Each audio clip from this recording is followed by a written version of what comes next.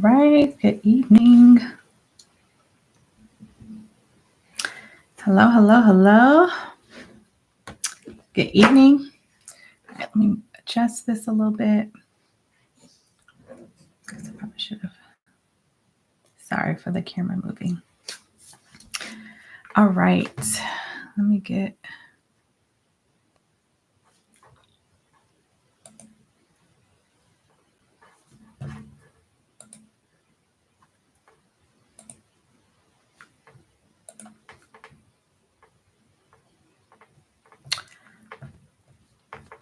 Okay. Give me 1 second. So you guys can hear me.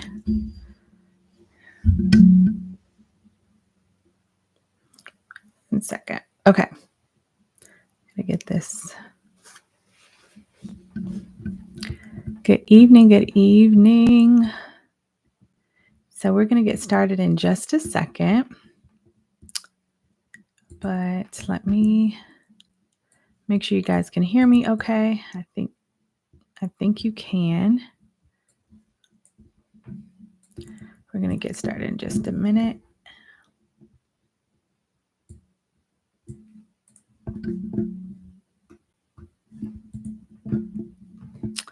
All right. Okay. So it is Friday night.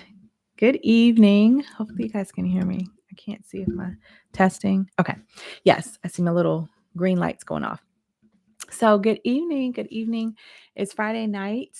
It is the first week. Yeah. First week in June. And I don't know about you, but the year is just flying. And so, yeah, I'm excited that I'm here. I'm excited that you're here. If you're going to be watching this on the replay, that is fine too. And we're going to jump right in because I want to dive into tonight because I think it's going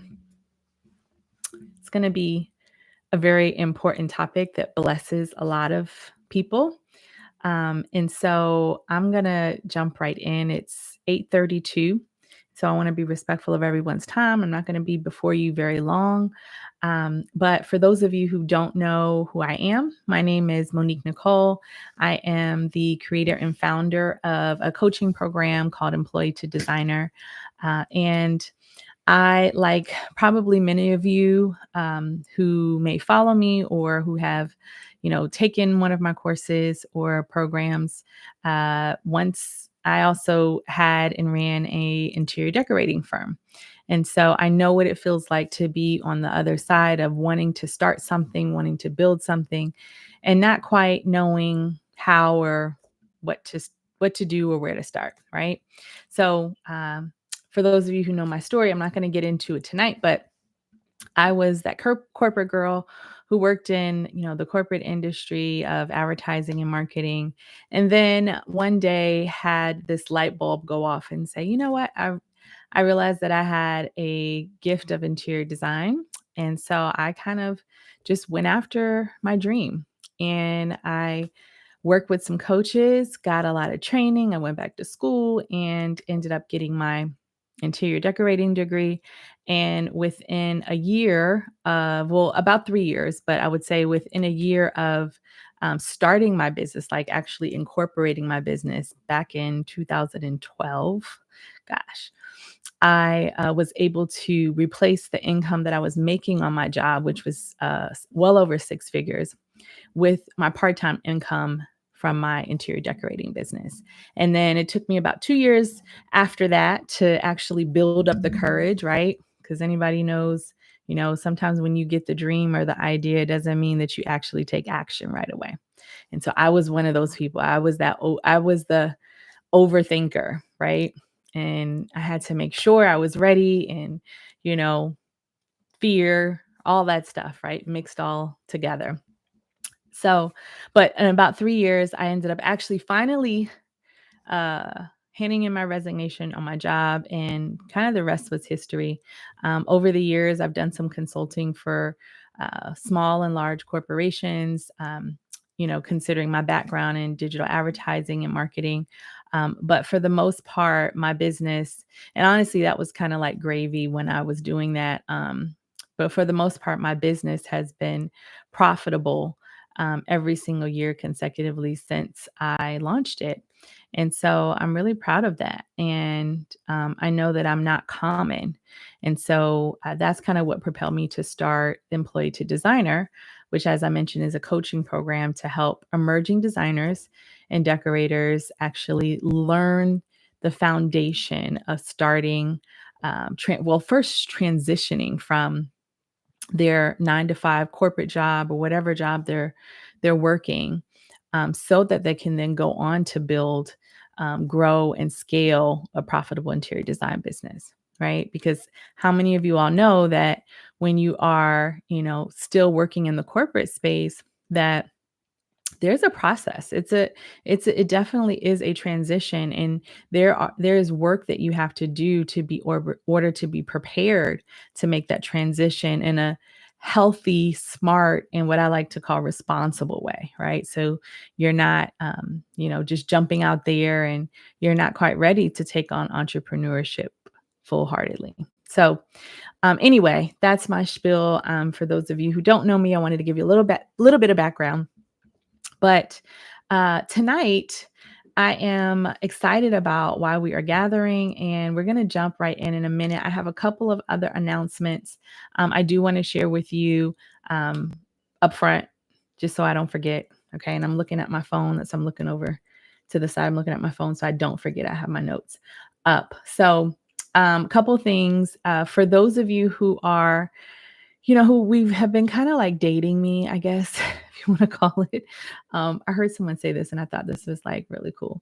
Yeah, I think it was Anthony O'Neill, but if you've been dating me, meaning like you've, learned about Employee to Designer and you've been on the fence for a little while. I want to let you know that we are kicking things off on June 13th. Now, for those of you who are members, you guys know that I took a big break, a long break from coaching for the last year. It's been about a year. I can't believe it. And, I had some family things come up and things I needed to attend to. And, so I took some time off. And so I haven't been doing coaching and all of that. And so I'm really excited about this because I get to kind of reconnect with those of you who are members, but I also get to make some new connections with new people, new members that'll be joining us. And so if you want to kind of, jump in while we're actually reconvening, as I would like to call it, we are officially going to be kicking things off again on June 13th. Okay, so that's just around the corner. It's a few days from now.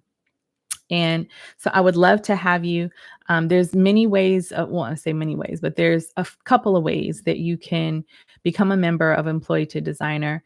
And honestly, I've been working on this, and you may have seen quite a few changes on the website to the program, but I've been working on this for a while, and I think I've come to a good place, but I really tried to create opportunities for you guys to be a part of Employee to Designer, no matter kind of what your financial situation is, because I know what it feels like to want to have answers, right, to things that you have questions about your business, and for whatever reason you can't afford to invest in a coach or a mentor.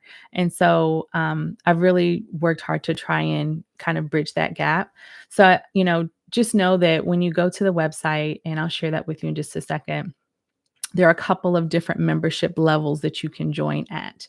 And really, it's just, based on what is going to work for you, your schedule, your budget, and most importantly, the level of coaching and support that you're going to need, because that's the biggest difference between the different membership levels. But we are kicking things off June 13th. So I'd love to have you a part of that.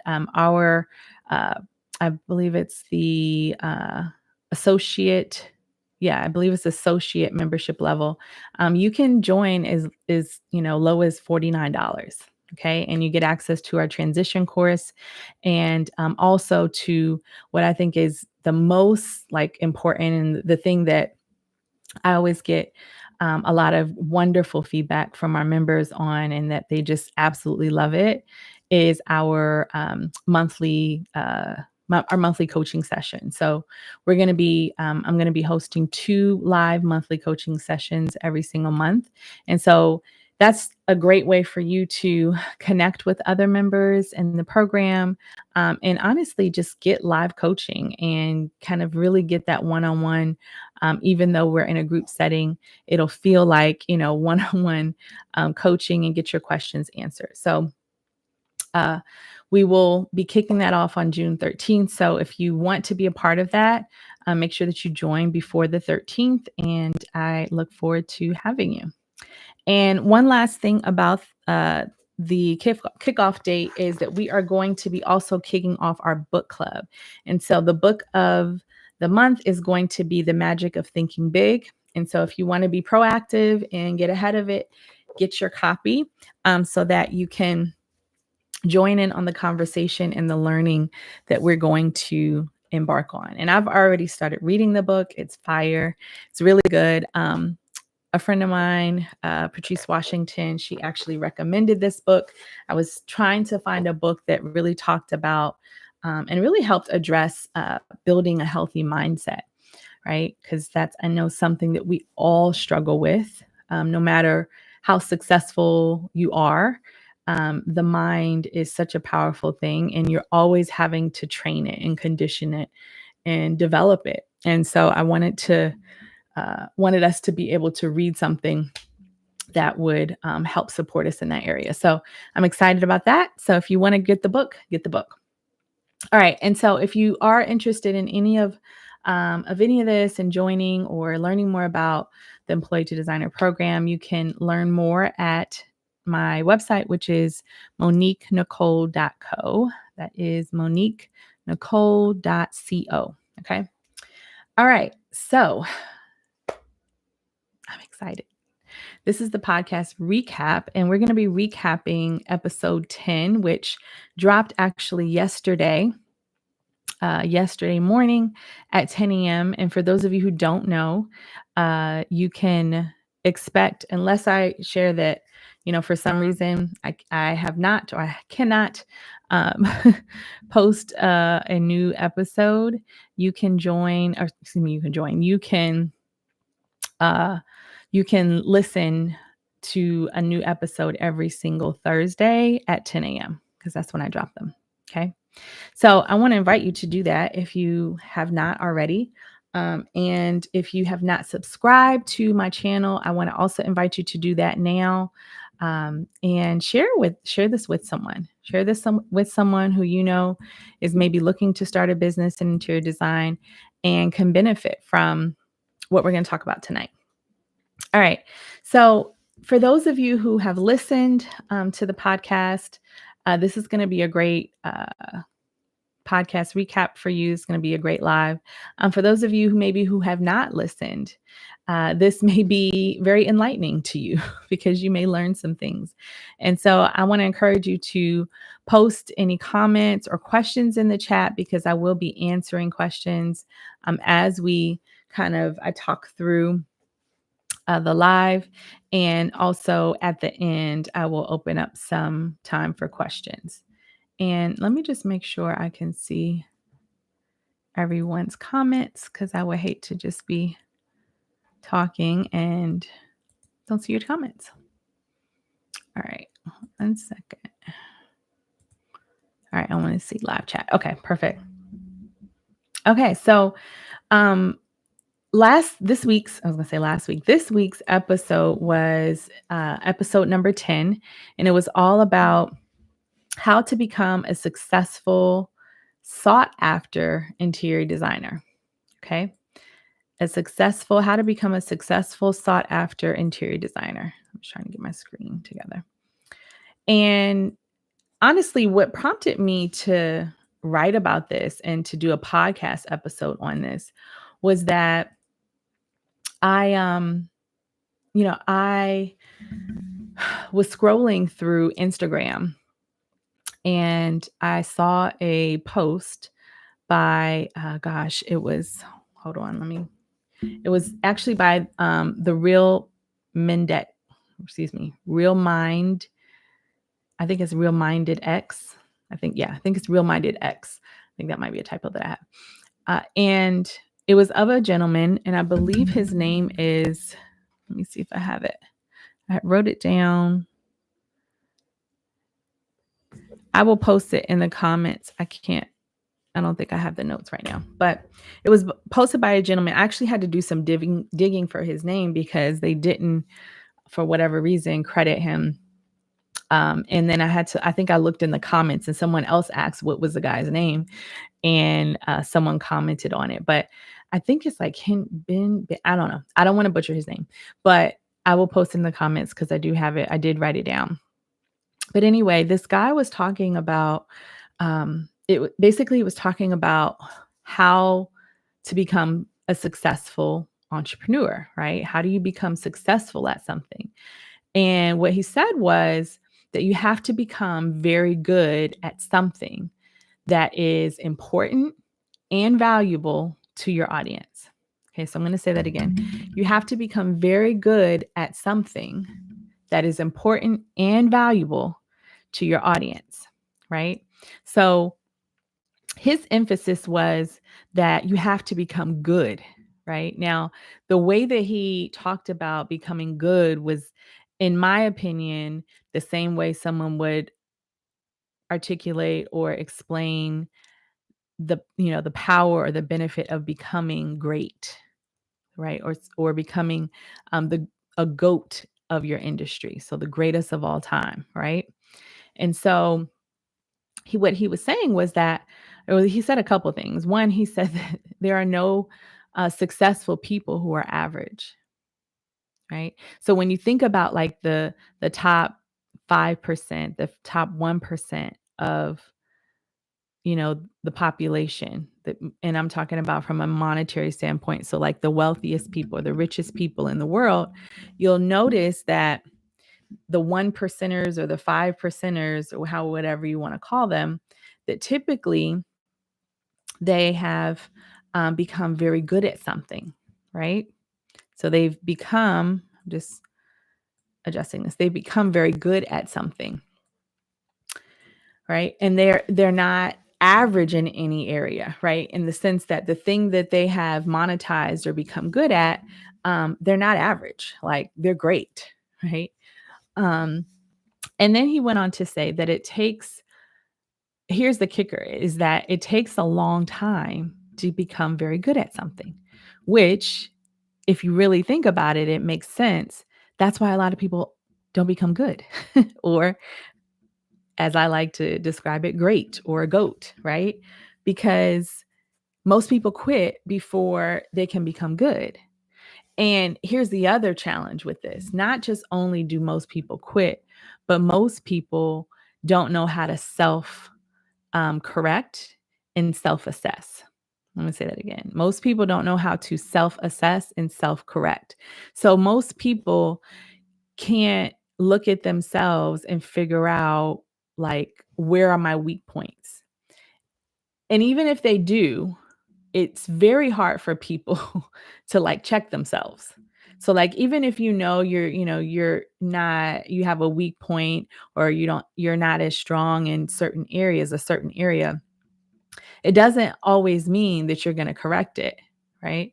Because a lot of times people's pride gets in the way of self-correction, right? So you got these two things going on, which is really why you only have the top 1 to 5% of people, right, who are wealthy.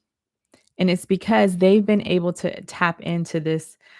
What he was saying is like the secret to being successful is that they understand that in order to be successful, you have to become good at something.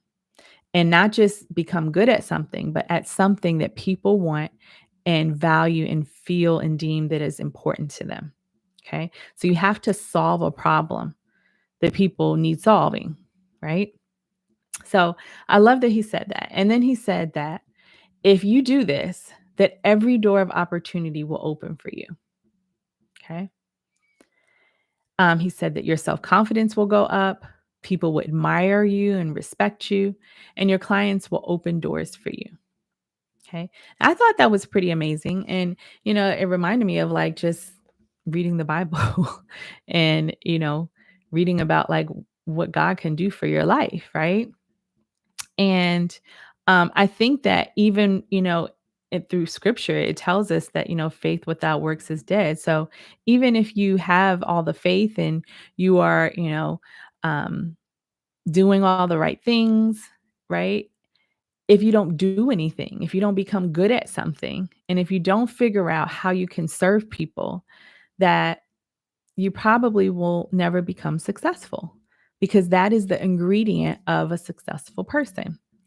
And so when thought about doing this podcast topic, of how to become a successful and sought after interior designer, I felt like it was very important that we break down and discuss what does successful mean, right?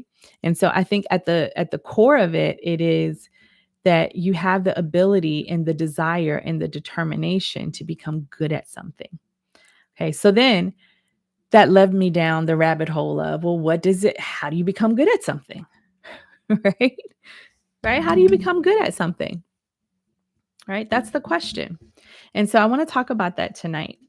And so there's a couple things in particular, in a couple ways, I should say, in particular, that you can become good at something, or good at, in this context, good at interior design, interior decorating, right? And running and starting a business in this industry.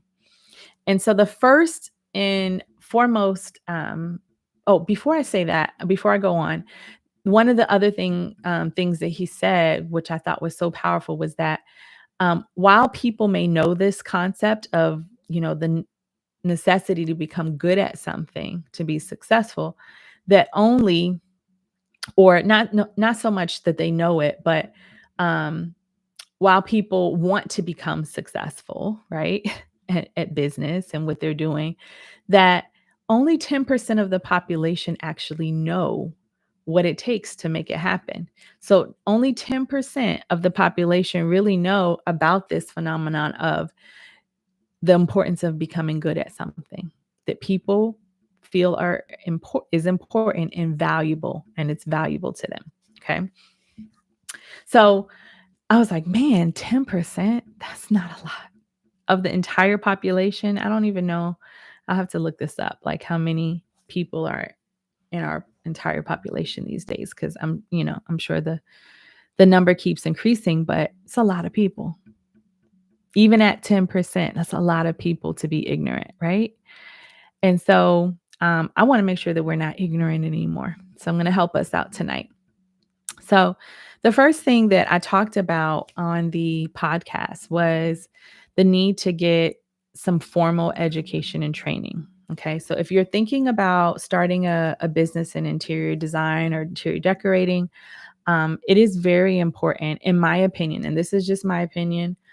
This is not like something you need to fact check or, this truly is my opinion based on my experience. Now, and let me just say this before I say what I want to say next. I get, I would say probably about 95% of the members that I have coached in our employee designer program ask me this question when they first join. Is like, do I really need to have formal training? Right? Because a lot of design professionals these days now are being self-taught, right? And while I don't see anything wrong with that, I actually think it's good to have that experience of being self-taught because, you know, when you're kind of winging it and moving through the motions and trying to figure things out as you go, right? You learn from that. You learn, you hit some rough patches. And sometimes those are the best lessons.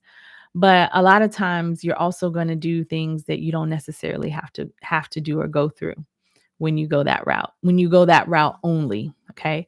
But when you add on formal education and training, right? It really helps kind of like put the lid on your knowledge and your information. So it's great to have that real life experience, right? Like what we used to call, when I lived in New York, grew up in New York City and Brooklyn, um, You have the hard knock life, right? The school of hard knocks, right? You learn as you go and you just fumble your way through. And there's nothing wrong with that. That's good for you, right?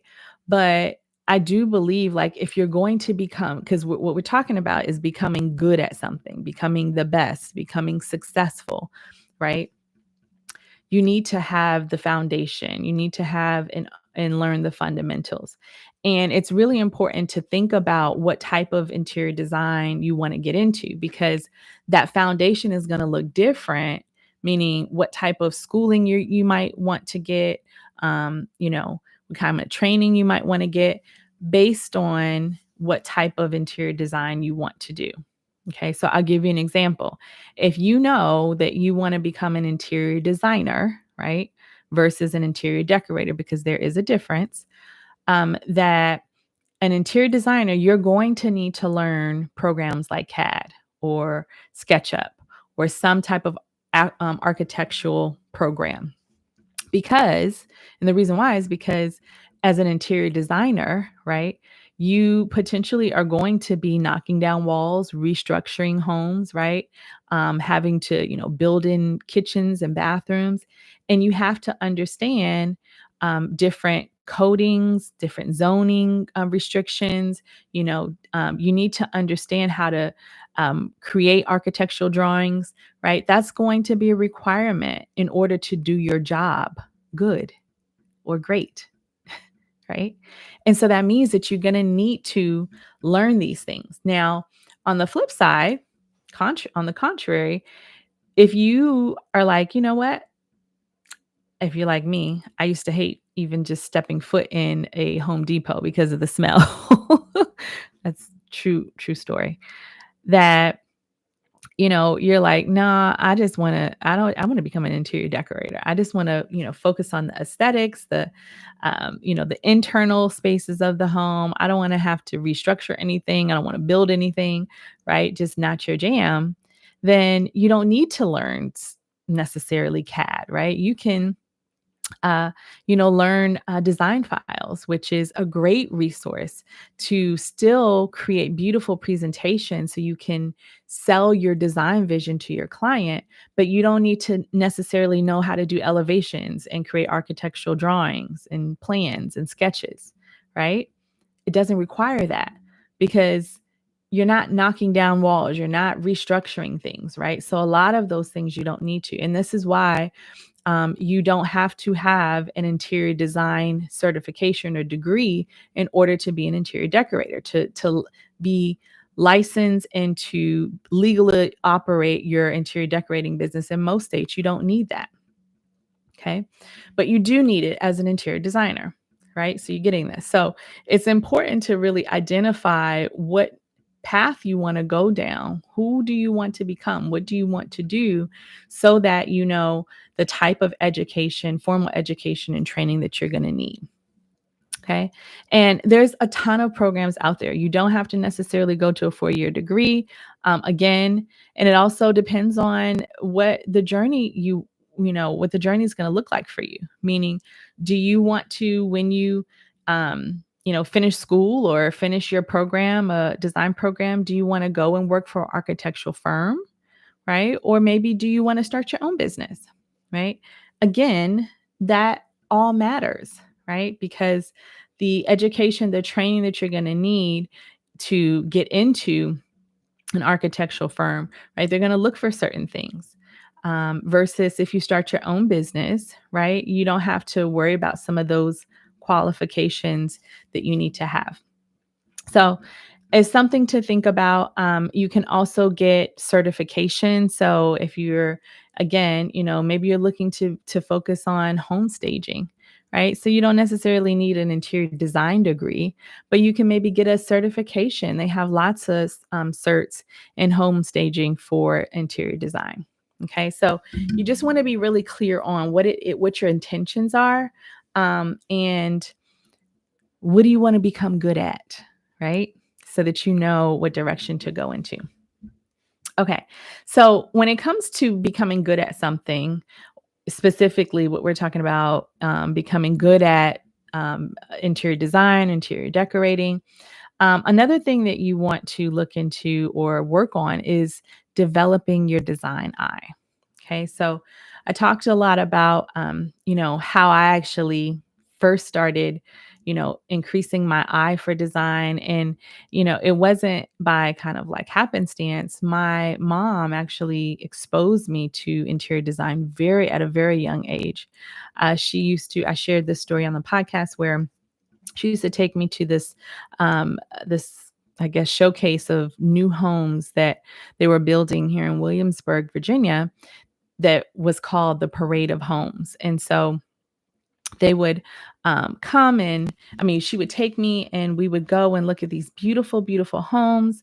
And it was just amazing. And I would, look at the architecture and the furniture and the details, the lighting, like everything that this designer installed in these homes. I would like pick it apart. And I remember like going through this one home and it was massive and it was just beautifully decorated. But you could tell this designer was kind of like eclectic. She was kind of, kind of out there. And it's funny because the home didn't have a lot of cohesiveness. And I think it was very intentional because every room kind of had its own theme. And I remember walking through the home and like me and my mom going back and forth and we're saying I'm telling her like I like this room, but I don't like that room. I don't like how she did that. But I really like how she did this, right? And us talking about it and really analyzing it. And so I think for me, I was exposed to that and I was able to start training my eye very early on. But for yourself, if you are looking to enhance this skill set of for yourself, you can start doing it now. It doesn't mean you had to have started since you were a kid. You can start doing things like going to art galleries and looking around and just seeing different types of art, attending design shows and trade shows. There's so many every year, and I'm going to actually start sharing them because I have like a calendar every year that I look at to see like what I'm going to attend. And I really highly encourage that you do the same because going to these trade shows and these conferences and design shows really helps you to see like on a large 360 um, degree level, like the different styles, the different trends that are out there, the different levels of quality of furniture and accessories. I remember living and working in New York City for many years. I used to always go to NeoCon and, you know, um, the different accessory trade shows. And it just amazed me, like all of the things that, unless you step foot in these places, you'd have no idea that there's so much out there. There's so many different styles and just products that can really transform people's lives through designing their home. And so I really highly recommend that you do that. It will help you to really start to sharpen your eye for design and become more knowledgeable so that you can best serve your clients once you get to that point. Okay, so developing an eye for design is really important to getting good at, right? To getting good at building and, starting a successful business, especially interior design, because it's going to teach you how to identify those trends and different things that you can use to service your clients. Okay. So the other thing I talked about was having practical experience. Now, remember, I said like having, being a part of the school of hard knocks is important, right? I don't recommend winging it, but I do think that, having your own experiences is very important to learning this trade in this industry. But hey, gaining hands-on experience is super, super helpful. So if you are able to, intern or just even shadow another interior designer who, maybe you admire or that has, you really like their work or their work ethic or both, I think it's really powerful. For those of you who know my story, I talk about my first mentor that I was able to work with Mr. Nal Johnson. He's a very popular interior designer, very talented designer. And when I was starting my business, when I tell you guys I was super green, like I was green. Okay. Like I didn't know anything about design. I was like this, digital marketing geek, working at the top of the hill for, one of the largest agencies in the world. And here I have like this creative side to me that was just itching to develop and blossom. And I remember when I made the decision that I was going to start my business, I remember thinking to myself, okay, but you don't know nothing about this industry. Like, I didn't even know where to begin, right? The only experience that I had decorating was decorating my first home that I purchased a couple of years prior. And so I really didn't have a clue, right? And immediately, what came to my mind was that, okay, I need to learn the ropes, right? Like, I need to just find someone who's just going to be willing to help me because I need to learn it all, right? Because I was afraid, very afraid of failing. Especially when you are doing very well for yourself, I was like, I'm not going to give all this up and fall flat on my face. So I got to figure this out and I got to make sure that I can make it happen. Right. In other words, I wanted to get good. I wanted to be great at what I did. Because if I was going to step out and leave all of this, I better darn be sure that this is what I want to do. And so I remember I lied to you guys not. I said, okay, I need to find somebody who will mentor me. And I didn't know where else to start, but Facebook. I went on Facebook and I started searching like interior designers. And I found a couple of designers and I was doing some research. I would go to their website. I would look at, their work. Then I would try to kind of like I was really doing research, y'all. So I would like try to cross reference and see if like they had won any awards or they had been in, you know, the news or anything like that, just so that I could see proof of their fruit. Right.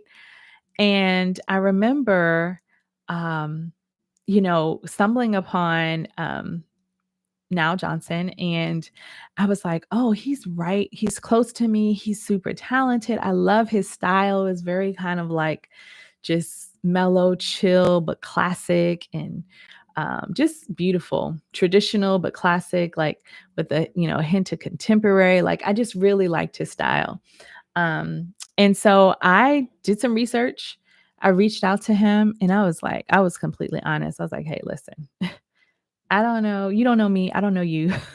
I admire your work and I'm trying to get into this industry. I'm very new. I'm green. Like I just seeing if you could just help us out. It was kind of like how I reached out. And long story short, he was like, sure, absolutely. And I told him, I said, I'm probably going to call you every day. And I think I probably did for like the first 6 months as I was building my business.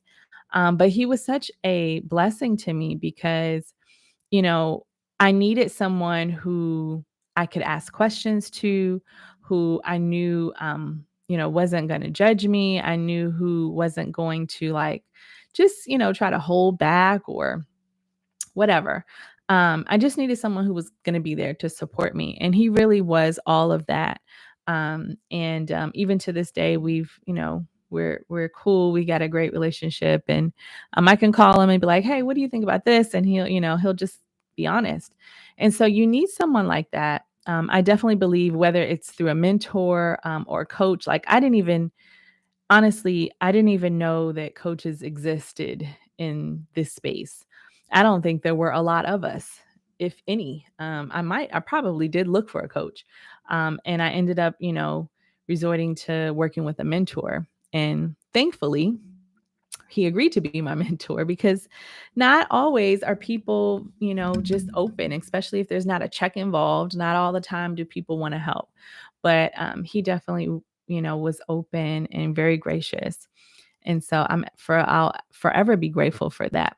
But you want to have some practical experience. but you also want to, get some support, get some help. And a great way to do that is to shadow someone, get a mentor, or, do an internship, you know, never be too prideful, right, to learn from someone else, right? So, practical experience is very important and can be very helpful of about, and getting good at what you want to do. Okay. Because we're talking about getting good at this thing called interior design so that you can become that successful, sought after interior designer or decorator. Okay. All right. So the other thing we talked about was this thing about, learning technical skills, right? So, as I mentioned before, earlier on when we were talking about education, that technical skills are very important to our industry, right? Because a lot of what we do, it starts in our mind as designers and decorators, but we have to somehow digitally show it or visually show it to our clients because they can't see what's in our brain, right? And so that means that our industry and what we do does require some technical skills. And so, again, depending on what type of design you plan to do, you may want to, focus on AutoCAD. You may want to learn Adobe Creative Suite. You may want to learn SketchUp. And as I mentioned, Design Files, which is one of my favorites. Um, they're awesome as well. Okay. So just depending on what you need, and you might just need to do some research, that's going to tell you what programs or, systems or technical skills you're going to need to acquire to get good. Because this is all about getting good at what you do. Right.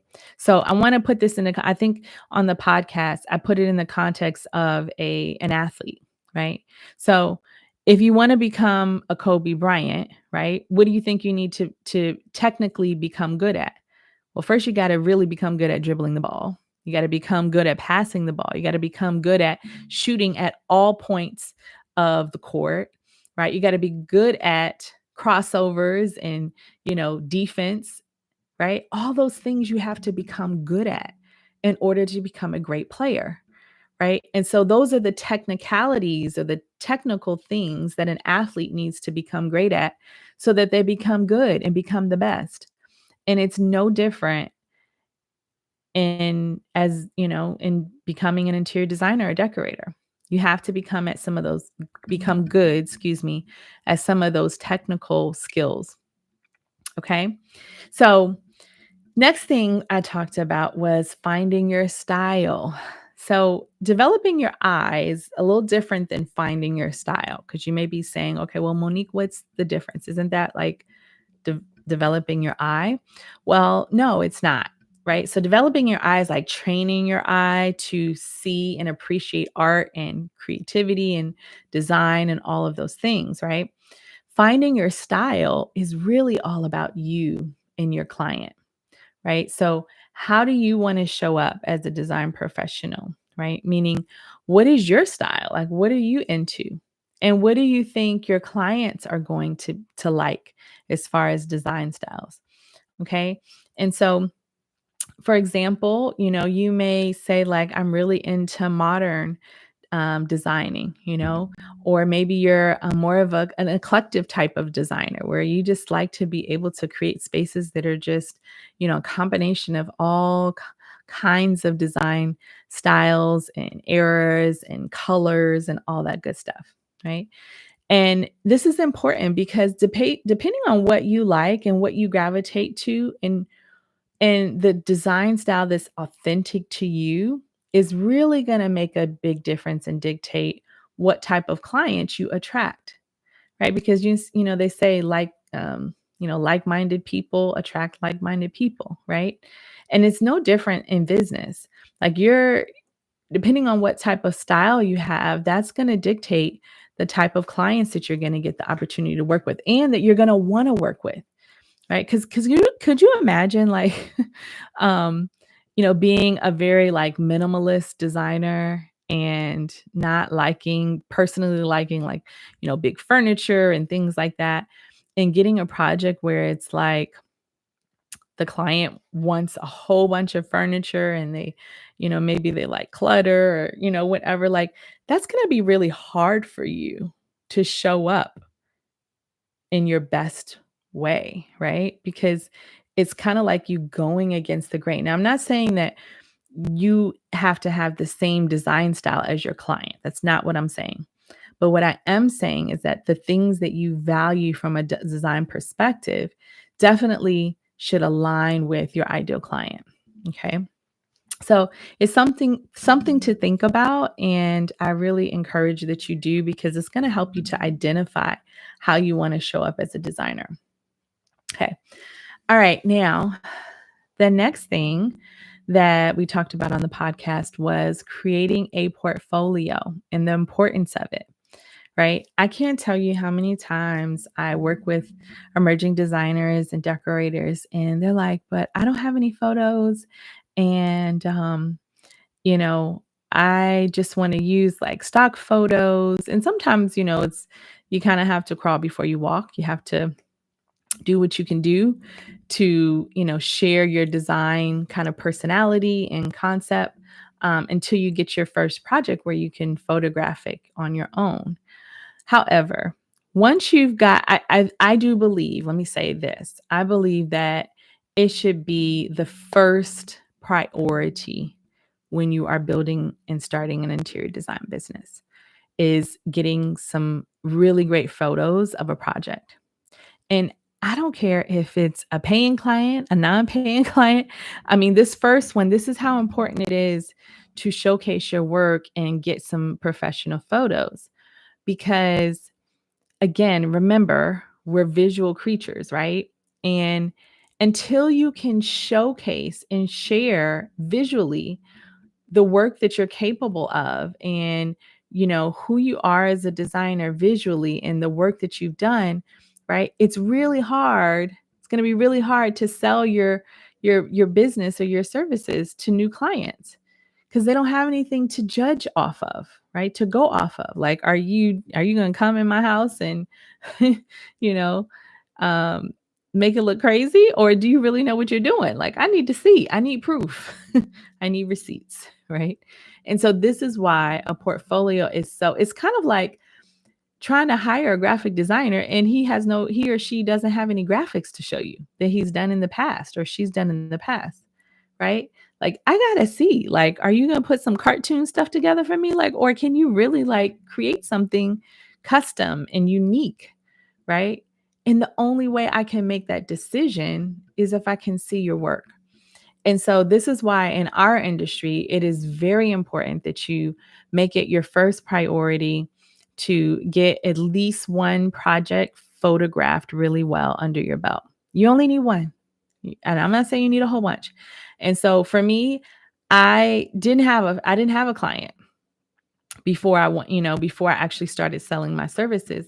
And so I got creative and I ended up asking my best friend if I could decorate her home pro bono, okay, for free. And it just so happened it worked out perfectly because she had just purchased her first home in North Carolina, and it was perfect timing. She was in the process of she's getting ready to start decorating, and she's got some great taste and great style. And so I'm sure she would have been just fine on her own. I'm sure of it. But I saw an opportunity and I was like, oh, you know what? You just bought your home. I was like, I'm trying to, kick this business off. I need to showcase my work. And I asked her if I could decorate her home for her. Well, it's actually, it's 3 rooms, the living room, her bathroom, and her master bedroom, our primary bedroom. And she said yes. And she let me photograph it. And those were the pictures that I used, that I showed everybody when I told everybody I was starting a business. Those are the pictures that I used. Right. And that was those pictures. By showing people those pictures, that's how I got my first paying client. Okay. Because people need to see proof. So I want to encourage you to do that. Even if it's one room, like all you need is one space to show your work. Okay. And then obviously it's got to be good. Now that part I can't help you with. I can't tell you how to do that, but I can tell you how to be resourceful in and getting clients and becoming good. Okay. And then last but not least, I talked about on the podcast this week, excuse me, the episode this week, episode number 10. If you need to go back, for those of you who need to go back and listen, if you haven't listened already, is I talked about the power of client relationships. Okay. Now, again, just to kind of recap, go back. We're talking about how to become good, okay, at something that can become valuable. I just realized this mic was like in front of me. That can become valuable, or that is valuable and important to people, because that is how you become successful, okay, in a business. Because if you drop any service or product, your ideal client has to see it valuable. They have to know or feel like it's valuable to them, or they're not going to buy. They're not going to hire you. And it has to be important to them, right? They have to want to redesign their home, or decorate their home, right? And they have to see and feel like your services are valuable to them. Okay. But before they even do that analysis, they've got to feel like you're good. You got to be good at what you're doing. They have to feel like they can trust you and that they're going to be in good hands if they hire you.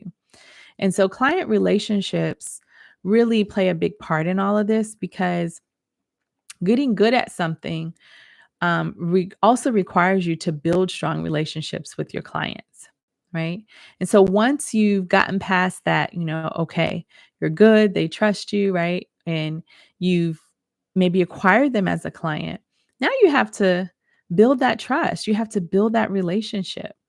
And this is the difference between people who are really good at this, especially like students that I've coached in the past. I noticed that those who become really good at this, they are the ones that typically have the most growth over time. And that's because they become really good, and so good that their service is of high quality. And whenever you offer a high quality service, or product, um, you you generate what I like to call lifetime clients, loyal clients, clients that'll come back over and over and over again because they don't want to go anywhere else. Why? Right? You're great. There's no complaints. There's no reason for them to, right? And then also they trust you, right? And because you're good, there's no need to go anywhere else, right? So not only do they come back, but then guess what? They go and tell their friends, or they go and tell their cousin or their sister or anybody who they know is in need of your services. They're going to tell them about you, okay? Because you're that good, right? And so when you're good at something, people want to work with the cream of the crop or the best of the best, right? So they're not going to talk about or recommend someone else. They're going to recommend you, right? And so that is why being good at something and we're talking about something, we're filling in the blank tonight, which is becoming a successful interior designer, or just becoming an interior designer or decorator, right? Let's just say that. Let's leave successful out the way, right? Because what we're talking about is what's going to get you to this success, right? So when you are good at what you do, it makes the the relationships a lot easier and a lot more profitable and a lot more productive, right? Because when you build those relationships, you build those friendships and, client work relationships with your clients, and they want to support you. They want to help you, and they want to share what you've done for them with their loved ones so that you can do the same for them, right? So this is really important, because as they say, a happy client is your best referral, right? If you do a great job and you become good at what you do as a design professional, you don't even have to ask them to refer you, right? they're going to refer you. They're going to talk to other people. And also, here's the thing. They don't even if they don't talk to other people, your work will speak for itself. Ooh, that's good. So, when you become good, really good at what you do, they don't have to say anything. Even if they don't say anything, your work is going to speak for itself because I promise you, I mean, I can't tell you how many clients I've gotten from existing clients because simply because a friend came over my client's home and was like their mouth dropped because the last time they set foot in their home, it looked completely different. And the first question that came out of their mouth was, one, what did you do? Two, who helped you? Who did you hire? Right? Those are the two questions. And so then they're forced to tell them about you, right? Because you're that good. And so what we're talking about tonight is how do you become good? Because when you get good, that's how you become successful. And not only successful, but this is the best part that I save for the end, but you become sought after. And I want to tell you what sought after means because I went and I looked this word up. You know, it's funny because when I did the podcast, I hadn't looked the word up. And some told me, maybe it was the Holy Spirit, I don't know, but something told me, go look that word up, Monique. And when I looked up the word sought after means, hold on, let me pull it up because I don't want to get it wrong. This is the Webster Dictionary. And I'm just going to look it up again because I don't feel like looking for the email because I sent out an email. So it means to resort to, go to go in search of or look for. It also means to try to discover. It also means to ask for or request. And it also means to try to acquire or gain. Okay. And last but not least, it means to make a search or inquiry of. Now, what's so powerful about these definitions is that when you think about like to ask for, to request, right? When you think of the opposite of that, right? That is the opposite of that is to like disregard, to ignore, to not seek out, right? And what is the number one, I think, challenge that I know for me that I hear, and even me, I've experienced in starting and running a business, right? It's acquiring new clients. That's always the number one question. How do I get more clients? Or how do I get a client if you're just starting out, right? And so to have this word, oh my gosh, mean to request for, to resort to go in search of or look for. That means that when you become good at something or you become sought after, it means that you no longer have to chase clients or try to find clients because they're going to find you. They're going to, and not only are they going to find you, if you look, really think about the definition, it says it's going to go in search for or search of. It's going to look for you. It's going to request you, right? It's going to try to acquire or gain your services. And that is so, that just, when I read that, it just felt so relieving and so calming because could you imagine like running a business and never having to do any marketing, not having to go, acquire clients, do lead generation, none of that stuff because they're looking for you and they're going to find you. As long as you have, web presence, you're online, they'll find you. But you don't have to look. You don't have to chase. You don't have to search. They're going to do that. And I just felt like that was so freeing. And so I wanted to really share, what this means because becoming a successful interior designer means that you have to become good, right? Or great, to be like a GOAT, or at least strive to be. Doesn't mean you have to become, right, the best of the best. But If you're striving to become the best of the best, you're going to be pretty darn good, if not become the best of the best, right? And apparently good is good enough, right? Because at least you're not average. Because remember what he said, average people, there's no successful average people, right? There's only successful good people. So if you're striving to be the greatest and you just land at good, that's enough. That's all. That's all you need is to be good. And so I just felt like that was so freeing. I thought that was so powerful. And I hope it blessed you. I hope this recap has blessed you. I'm going to open it up for some questions. But in the meantime, excuse me, I want to see if there's any questions in the chat.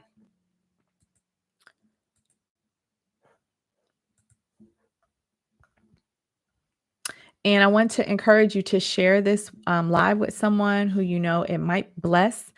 We just talked about all of the key areas and things that you will need to do to become good at your craft of interior design or decorating, really kind of what that journey should look like for you and how becoming good is going to help you to become a successful sought after interior designer. So a designer, I'm going to fill in the blank. I'm going to take sought after out and fill in the blank. A designer that people, your ideal client is searching for you, right? Is looking for you, is requesting you specifically, right? If you want to become that type of interior designer, this is what you need to do. What we talked about tonight to become a sought after interior designer. And so I hope this has helped. I want to thank you for, joining. And I want to answer some questions if we have any. I know probably some of you will join the live later or watch the replay. But for those of you who are on live, I want to see if you have any questions. And if not, feel free to leave a comment. I will come back and check comments after we finish this live, and I will answer questions then. All right. So any questions, just you can post your question in the live chat if you have a question.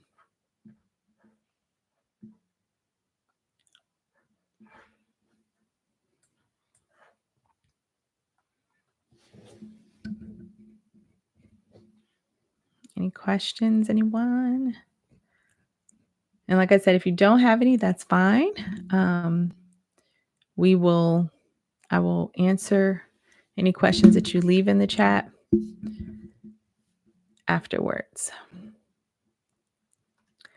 All right. So I don't see any questions. You guys are a quiet bunch tonight.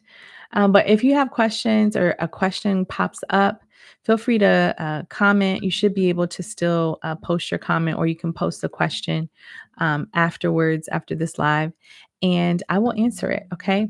I hope this helps kind of, give you some context around this week's episode. And if you guys like this, if you feel like this is going to be helpful for you going forward, I am happy to do these lives on Fridays. This is a really good time for me, Friday evenings. But if you have another preference of day, let me know that as well. But if this is helpful for you, let me know. We can keep it going. Okay. So I enjoyed you guys. Thank you for joining me tonight. And I look forward to hearing your feedback and the next podcast recap next week if we decide to do that. And if you have not checked out the podcast, check it out. It's episode 10. You can hear the full episode. It's only about, I want to say like 45 minutes. It's not too long. But I think it will really help put in perspective of what will be required of you to become a successful sought after interior designer. And what does that look like, right? What is getting good at what you do look like in our industry? And so I hope this helps you to navigate that. All right. I will talk to you guys next week. Have a wonderful night.